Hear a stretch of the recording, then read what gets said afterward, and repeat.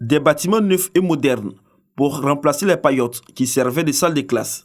Une école primaire de 3 salles de classe avec bureau de directeur et des latrines. C'est le don de l'ONG internationale Save Children au nouveau quartier de Puyo dans le département de Soubré. À l'image de cette école primaire, ce sont 5 autres villages des zones productrices de cacao de la région de la Nawa qui bénéficient d'infrastructures scolaires, soit un total de 6 écoles. Il s'agit pour cette ONG internationale d'accorder aux enfants des producteurs de cacao le droit à l'éducation. Ce projet financé par le chocolatier Ferrero rentre dans le cadre du renforcement de la protection pour l'élimination des pires formes du travail des enfants, les abus et violences dans les communautés productrices de cacao dans la région de la Nawa.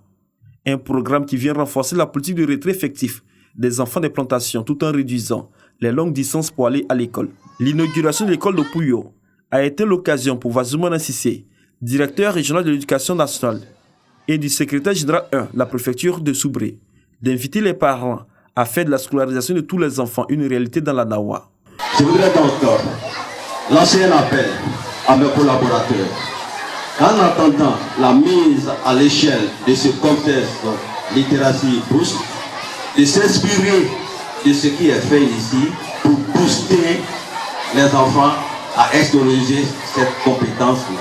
Parce que ces enfants sont l'avenir de demain. L'ONG Save Children a également développé l'approche Literacy Boost avec la création d'espaces de lecture comprenant des banques de livres pour enfants et adultes en vue de favoriser la maîtrise des sons et syllabes pour une meilleure maîtrise de l'alphabet, du vocabulaire et autres.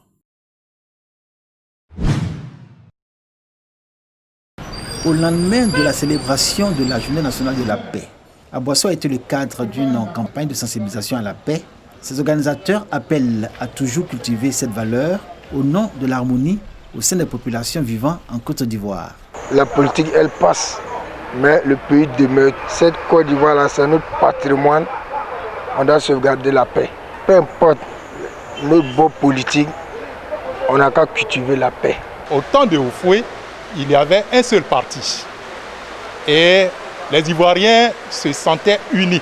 Mais depuis le multipartisme, où il y a plusieurs manières de penser, c'est ce qui amène aujourd'hui tout ce que nous vivons, qui est malheureusement loin d'être la paix que nous avions vécue au temps de Houphouët.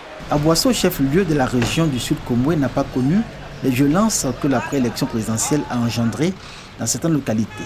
Les populations s'en félicitent. Dans cette ville cosmopolite, frontalière du Ghana, la paix est une tradition. Aboissou en tire beaucoup d'orgueil.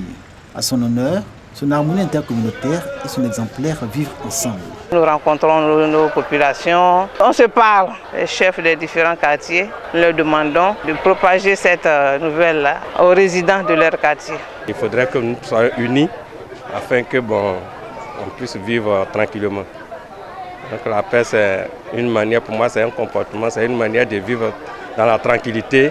La paix même, c'est le pardon, c'est un don de soi. Aboissou a été toujours au-dessus de tous les petits palabres. Et nous vivons en parfaite harmonie avec nos frères. Dans nos réunions et dans le village, on prône toujours la paix parce que c'est le vivre ensemble. Une chose frappe à Aboissou, c'est la collaboration constante des responsables religieux.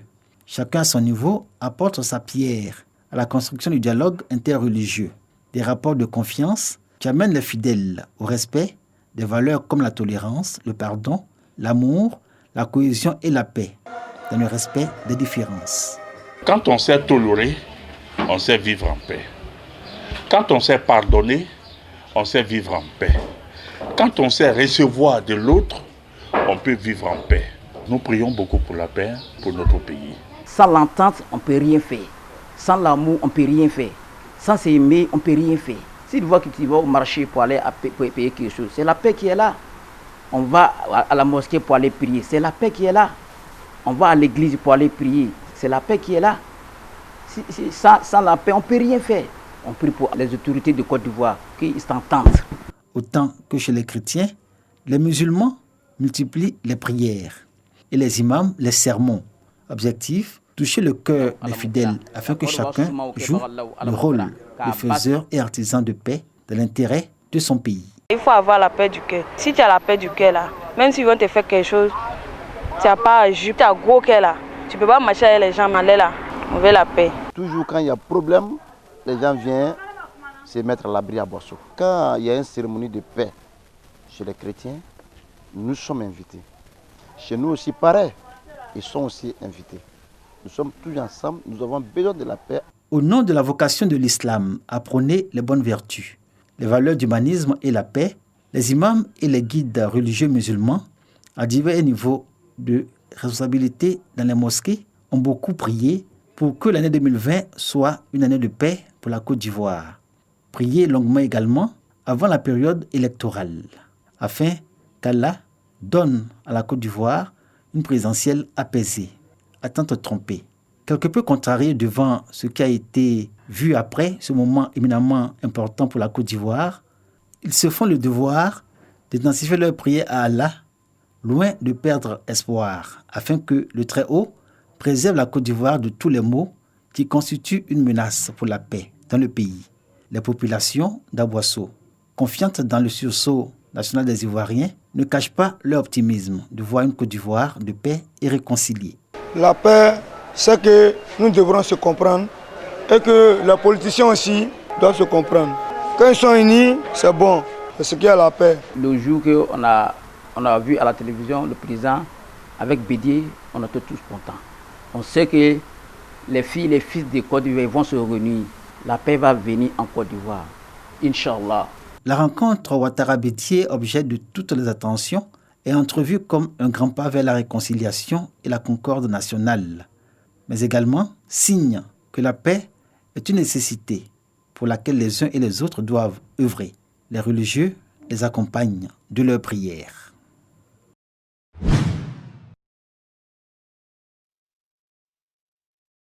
Après Sakassou Béoumi, les responsables de l'Union nationale des enfants du Grand Centre de la Côte d'Ivoire rencontrent les populations de Bouaké dans le cadre de la caravane pour la paix organisée par cette union. Cette organisation lutte également contre les fausses informations véhiculées à travers les réseaux sociaux. À Bouaké, les conducteurs de mototaxis ont été mis à contribution afin qu'ils puissent relayer les messages de paix et de cohésion sociale dans leur entourage. Moi, je voudrais saluer les organisateurs, surtout le mouvement des enfants du Grand Centre qui aujourd'hui nous a permis d'être ici.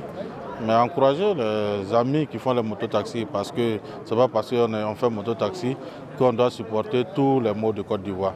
Nous avons choisi comme cible mototaxi pour les sensibiliser à ne pas prêter oreille aux mauvaises personnes qui viendront les contacter à semer le trouble. Un message bien perçu par les conducteurs de mototaxi qui s'engagent à la consolidation de la paix. Je tiens à remercier nos autorités, le député et puis sa délégation qui sont venus nous entretenir aujourd'hui par rapport à la paix et la cohésion sociale au niveau de la ville de Bouaké. Les mototaxis, avec moi-même, nous nous engageons vraiment à promouvoir la paix, la cohésion sociale vraiment au niveau de Bouaké. Créée en 2018, l'Union nationale des enfants du Grand Centre œuvre pour le resserrement des liens de fraternité et d'unité entre les populations pour une Côte d'Ivoire en paix et prospère.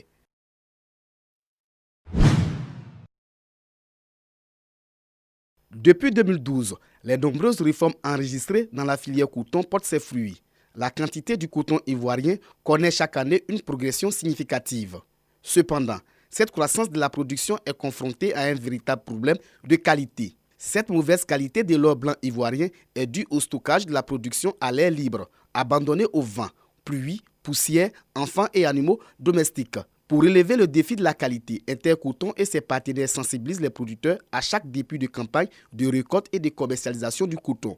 Tant que le producteur n'a pas une bonne qualité de coton, tout ce que nous voulons là, les objectifs, nous ne pouvons pas atteindre. On va donner la sensibilisation à tous les producteurs de coton ici en Côte d'Ivoire.